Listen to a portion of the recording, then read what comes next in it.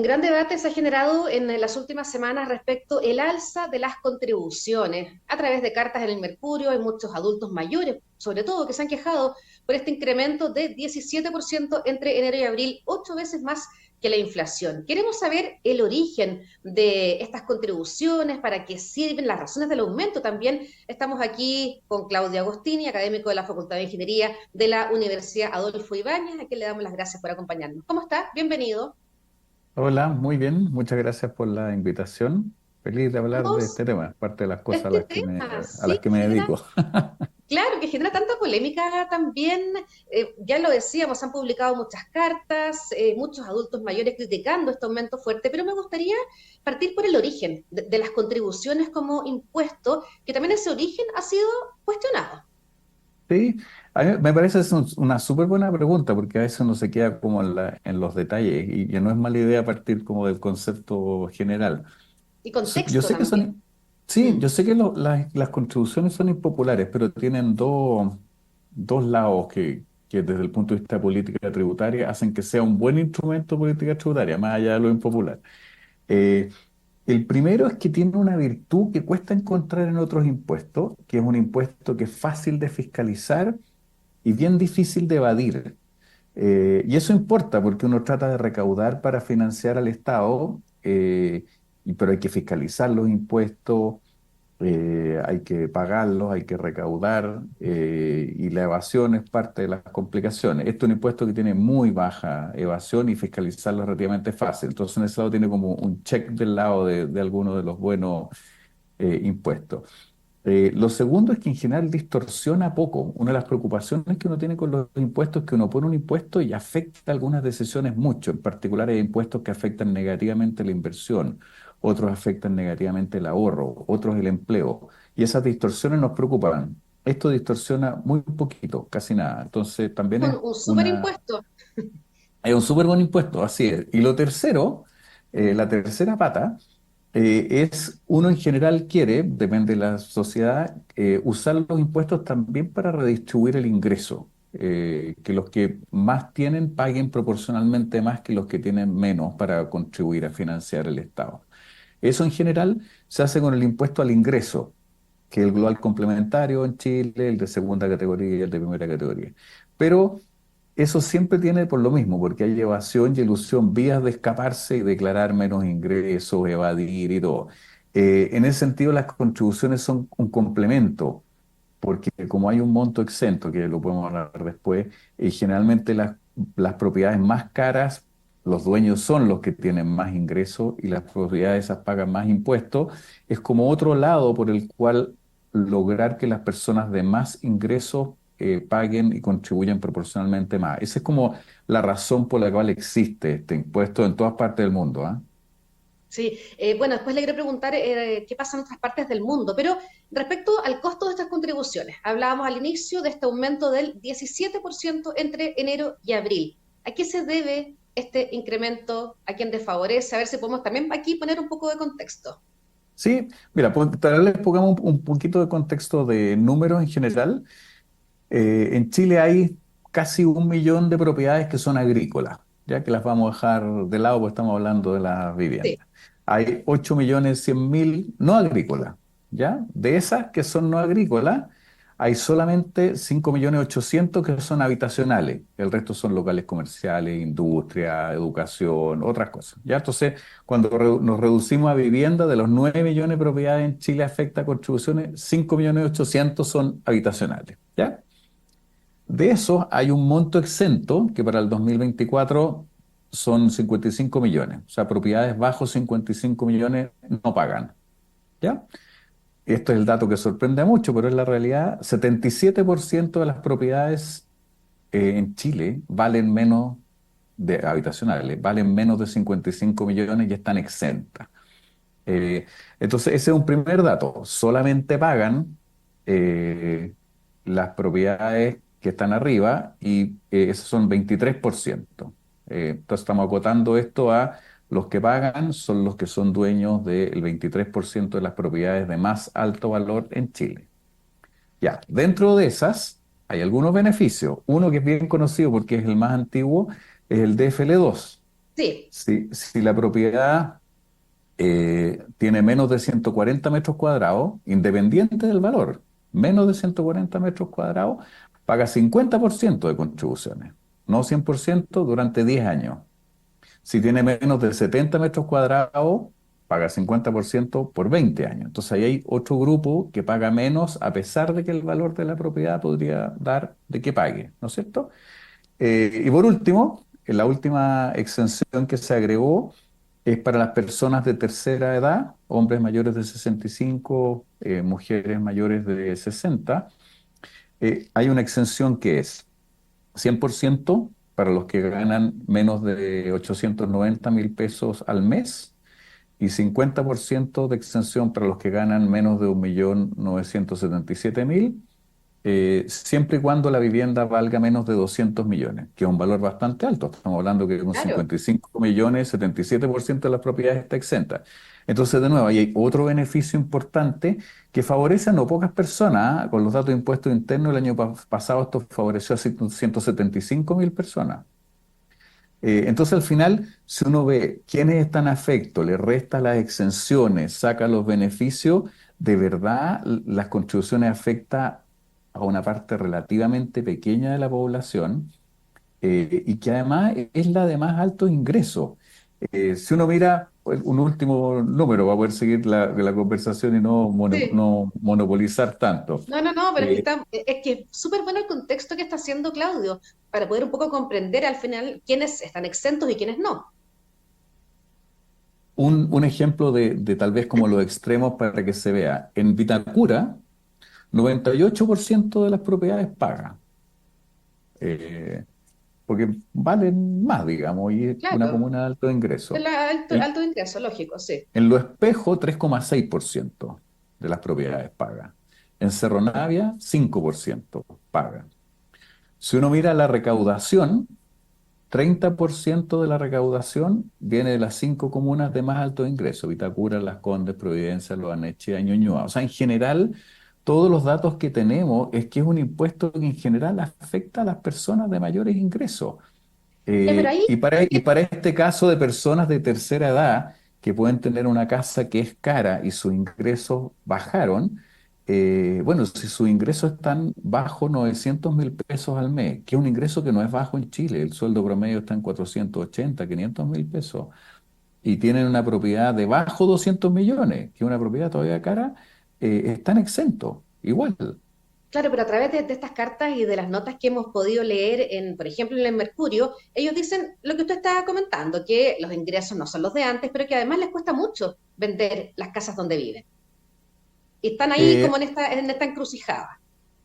Por supuesto, ahí hay dos dimensiones. Una, esos casos en realidad, por supuesto, son los que escriben las cartas, pero cuando uno ve los datos agregados, son pocos casos. Lo hace que son las únicas cartas que hay, pero si los 5 Claro. millones 600, claro, si los 5 millones 600.000 personas que tienen una propiedad escribieran una carta, estas cartas serían el mínimo. Yo sé que es un poquito odioso decir esto, pero de verdad ese es el contexto, son poquitos casos. Dos, para que ellos tengan ese problema, quiere decir que tienen o una casa arriba de 200 millones, que no es poco, está de verdad está dentro de las casas más caras de Chile, o que ganan más de 1.977.000 pesos al mes. Y de nuevo, eso los deja en el 8% más alto de ingresos de Chile. Entonces, de verdad estamos hablando de un problema que afecta a personas de altos ingresos. Ya, dicho eso, Ujú. hay dos dimensiones más. Una, que de nuevo es un poquito fome decirlo, pero esto está bien documentado en el mundo académico. Todos creemos que nuestra casa vale más de lo que vale. Todos, todos. Yo creo que mi casa vale 100 y la pongo en 100 y nadie me la compra 100. ¿Por qué no vale 100? Vale menos. Y en general, aunque sea fome decirlo, si yo pongo una casa a la venta y nadie me la compra, es porque le puse un precio caro. Y si bajo el precio, en algún precio la voy a vender. Entonces ese es un sesgo que todos tenemos y que es relevante tener en cuenta, más allá que sea un poquito odioso decirlo. Y lo segundo, Ujú. que es un tema en el que yo sí creo que este es el punto como relevante. Para los pocos casos que hay, a pesar de que sean personas de relativamente alto ingreso, que están en casas relativamente caras, ok, yo entiendo, es mi casa de toda la vida, no me alcanza con la jubilación para pagar las contribuciones, ¿qué hago? Trato de venderla, no puedo, supongamos que incluso con el precio correcto porque el mercado está más o menos malo, pero hay algún precio al cual se vende siempre, es cosa de bajar el precio, ya. Pero dicho eso, ¿cómo soluciono eso? Y hay dos medidas que no existen en Chile y en otros lados sí. Una es una que ha propuesto Joseph Ramos, de ¿Mm? hecho también en una carta, a propósito de las Sí, cartas, sí, en que dice algo súper razonable para personas que están en esa situación. Dejemos pendiente el pago de contribuciones, o sea, que no paguen, pero que se va acumulando una deuda de contribuciones que se le cobra a los herederos cuando esas personas fallecen. Entonces uno dice, ok, esas personas pueden vivir el resto de sus días en su casa de toda la vida, con los ingresos de una jubilación baja, se adeudan las contribuciones y en el momento en que se mueren, y quien herede la casa puede venderla o no, da lo mismo, incluso con la misma venta de la casa, se pueden pagar las contribuciones adeudadas con una tasa de interés baja que es la misma a la cual se endeuda el Estado. Y es una buena solución, me parece ¿a a usted mí. le parece una buena solución esa? Sí, esa me parece una buena solución, es bien práctica, no pierde nadie, el Estado recupera lo que corresponde, porque corresponde que se paguen esas contribuciones. Y las personas que efectivamente tienen una jubilación relativamente baja y una casa relativamente cara y no pueden pagar las contribuciones, se les alivia el problema, sabiendo que es un número acotado por estos beneficios que hay para la tercera edad. Sí, Y la otra que es un mecanismo financiero que en Chile no existe, en otros países existe, que es una hipoteca reversa, que yo puedo decir, yo tengo esta propiedad, eh, y ya es mía ya y voy a hipotecar 50% de la propiedad. Eh, y con eso, entre comillas, el banco me compra parte de la propiedad, pero el banco se hace dueña de la propiedad cuando yo me muera, o mis herederos pagan la hipoteca y se quedan con ella, da lo mismo. Y eso de nuevo me genera un flujo de ingreso con el cual no solo puedo pagar contribuciones, puedo incluso vivir mejor. En Estados Unidos hay algunas personas que tienen una jubilación más o menos baja y hacen esto solamente para vivir el resto de sus días bien. Entonces, en el fondo, claro. como en vez de heredarle la casa a mi hijo, se la heredo al banco, por ponerlo de alguna forma, y el banco me la paga anticipada. Y eso se puede hacer por 100% de la casa, por la mitad de la casa, por un tercio de la casa, que uno podría darlo como posibilidad al menos. El que quiere lo toma, el que quiere no, pero en Chile ese mecanismo no existe. Oiga, con todo esto que nos está detallando, el contexto, los números, ¿le llama la atención este debate que se ha armado en las últimas semanas? Me llama la atención porque al final es un debate efectivamente que pasa en algunas comunas de alto ingreso con algunas personas que efectivamente son de alto ingreso, aunque les cueste verlo o reconocerlo. En Chile todos creemos que somos clase media, todos. Incluso los que están en el 10% más rico también creen que son clase media. Los del 1% más rico también creen que son clase media. Entonces me parece que es un poquito artificial, si bien entiendo el problema puntual de algunas personas, por supuesto, es real, no es que no sea real, pero no es de una magnitud que uno diga tenemos un problema de política pública o de política tributaria mayor que hay que solucionar. No, no me parece. Mm. Hay quienes dicen respecto a este beneficio al cual usted hacía mención, que exime del pago de contribuciones de bienes raíces a los adultos mayores, que debería ampliarse. ¿Te cree que eso iría por la línea correcta? Eh, no lo sé, a lo mejor uno podría ampliar ese, y sí soy partidario de eliminar el del DFL2. Y la razón es la siguiente, es que genera varias injusticias. Tú puedes tener una casa de 141 metros y paga contribuciones porque tiene más de 140. Sí. Y alguien puede tener una casa de 139 metros cuadrados, o sea, 2 metros menos que la tuya, pero que cuesta el doble, y paga la mitad de las contribuciones que tú. Ese tipo de cosas genera injusticia que a mí me parece más complicada y genera distorsiones. Cuando uno mira, este es un ejercicio que hizo un tesista mío hace algunos años. Se consiguió datos del Conservador de Bienes Raíces con los metrajes de las casas. Y uno mira, y claro, hay casas chicas, menos chicas, no sé qué. En 140 metros cuadrados hay una cantidad de vivienda en este país impresionante. Y después no hay ninguna de 141, 145, ninguna, ninguna. Eso es una distorsión enorme. O sea, hay una cantidad artificial de casas de 140 metros cuadrados Que no le ponen increíble. los techos para que llegue justo al metraje y como usted dice, se hace ahí como la vuelta por el lado. Exactamente, genera una distorsión, genera, si bien como yo decía al principio, es un impuesto de fácil fiscalización, estas exenciones le ponen dificultad a la fiscalización, pues, porque impuesto interno no tiene que ir a medir a ver si son 140 metros cuadrados o no.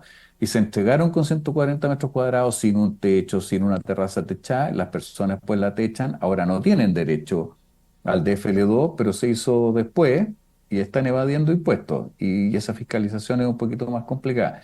Eh, yo soy partidario de eliminar el DFL2. No genera ningún beneficio, genera distorsiones, puede ser súper inequitativo, súper inequitativo. Se ha ido limitando, ahora es a 2 viviendas máximas, pero antes de eso había personas que tenían, y este dato es real, 147 departamentos de FL2 y pagaban menos contribuciones que alguien que tenía una casa.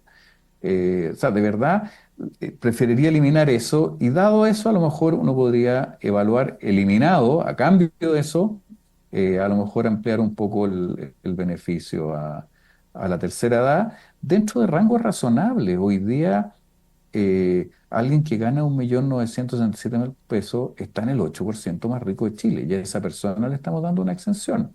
Bien o mal, pero a esa persona le estamos dando una exención y la estamos dando por vivienda hasta 200 millones de pesos, que eso está dentro del 10% de viviendas más caras de Chile. Claro que Ese es el sí. contexto, más allá de que uno crea que en una casa de 200 millones y ganando 1.900.000 es clase media, no, no es clase media. Eh, Gran tema y se agradece justamente el contexto, Claudio Agostini, y aprovecho de darle las gracias por habernos acompañado. Vamos a ver cómo sigue esta discusión, especialmente a través de estas cartas que se han ido publicando en distintos medios. Muchas gracias por acompañarnos.